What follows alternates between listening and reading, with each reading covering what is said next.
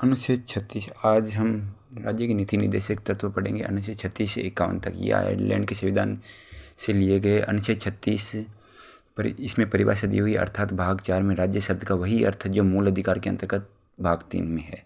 इस परिभाषा में जम्मू कश्मीर शामिल नहीं है।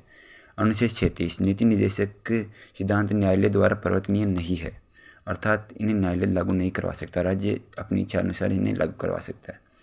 अनुच्छेद 38 यह राज्य के लोक कल्याणकारी स्वरूप को प्रकट करता है, अर्थात राज्य लोक कल्याण की अभिवृद्धि के लिए सामाजिक व्यवस्था बनाएगा। अनुच्छेद 39 सभी को स्त्री या पुरुषों आजीविका के पर्याप्त साधन उपलब्ध करवाना, समान कार्य के लिए समान वेतन की व्यवस्था, यह हमारे अनुच्छेद 39 में बताया गया, स्त्री हो चाहे पुरुष। अनुच्छेद 39A समान न्याय एवं निःशुल्क कानूनी सहायता प्रदान करना। अनुच्छेद 40 ग्राम पंचायतों का गठन अनुच्छेद 40 में है और उन्हें आवश्यक शक्तियाँ प्रदान कर स्थानीय इकाई के रूप में स्थापित कर कार्य प्रदान करने की शक्ति भी अनुच्छेद 40 में दी गई है ग्राम पंचायत के लिए। अनुच्छेद 41 निश्चित मामलों में कार्य, शिक्षा और सार्वजनिक सहायता का अधिकार, ये सारे अनुच्छेद 41 में दिए हुए। अनुच्छेद 42 में न्याय और मानवीय स्थितियों में कार्य और मातृत्व सहायता का प्रावधान अनुच्छेद 42 में है।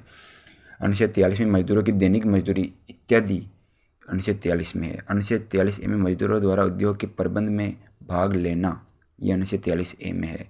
अनुच्छेद 43B राज्य सहकारी समितियों के गठन की व्यवस्था करेगा, अर्थात समितियों के स्वैच्छिक निर्माण कार्यों, नियंत्रण व प्रबंधन को बढ़ावा देगा, यह अनुच्छेद 43B में है। अनुच्छेद 44 नागरिकों के लिए समान आचार संहिता अनुच्छेद 44 में दी है। सभी नागरिक समान है, के लिए समान नागरिक से आचार संहिता अनुच्छेद 44 में है।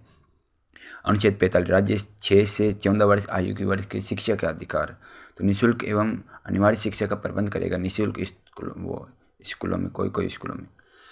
अनुच्छेद 46 अनुसूचित जाति, जनजाति व अन्य कमजोर वर्गों के आर्थिक व शैक्षिक हितों को बढ़ावा देना, यह अनुसूचित जनजाति व जाति के लिए है। अनुच्छेद 46 में उनकी आर्थिक व शैक्षिक बढ़ावा देने के लिए। अनुच्छेद 47 राज्य का कर्तव्य पौष्टिकता का स्तर और रहन सहन की मापदंड और सार्वजनिक स्वास्थ्य में सुधार होना, यह अनुच्छेद 47 में दिया हुआ है। अनुच्छेद 48 में राज्य कृषि और पशुपालन का संगठन और पशुओं की नस्लों के परीक्षण और सुधार के लिए प्रयास भी करेगा, यह अनुच्छेद 48 में। अनुच्छेद 48A में पर्यावरण की सुरक्षा और वन्य जीवों का संरक्षण 48A में दिया हुआ है। आगे देखिए अनुच्छेद 49 में राष्ट्रीय महत्व की ऐतिहासिक इमारतों, जो राष्ट्रीय महत्व देती है ऐसी इमारतों, स्थानों, वस्तुओं व सामग्री का संरक्षण, यह अनुच्छेद 49 में है।